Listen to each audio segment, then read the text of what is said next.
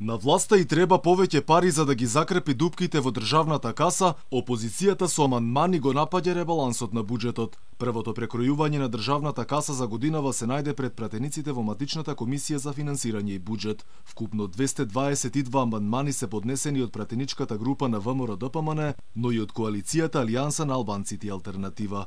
Рекордно најголемиот буџет тежок 4,3 милијарди евра за заменик министерот за финансии ќе обезбедил раст, но и повеќе пари за излез од кризата. Имајќи ги предвид остварувањата на приходите за периодот јануари-мај 2021 година, како и потребата за обезбедување на средства за спроведување на активностите предвидени со петиот и шестиот сет на мерки, извршени се промени во однос на иницијалните проекции на приходната и расходната страна на буџетот на Република Северна Македонија за 2021 година.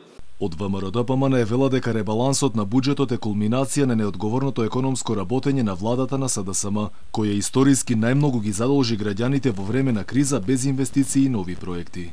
Понудениот ребаланс е одлика на една неодговорна власт, која ниту се обидува, ниту пак сака да размислува стратешки и перспективно и секако во интерес на државата и незините граѓани. Јавниот долг во Македонија веќе го достигна највисокото ниво во нашата историја.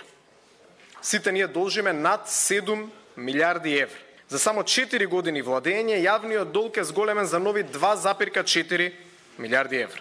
Од албанските опозицијски партии вела дека нема да го поддржат ребалансот на буџетот, зашто со него не се планирале инвестиции и развој на економијата, туку се вршел класичен предизборен подкуп.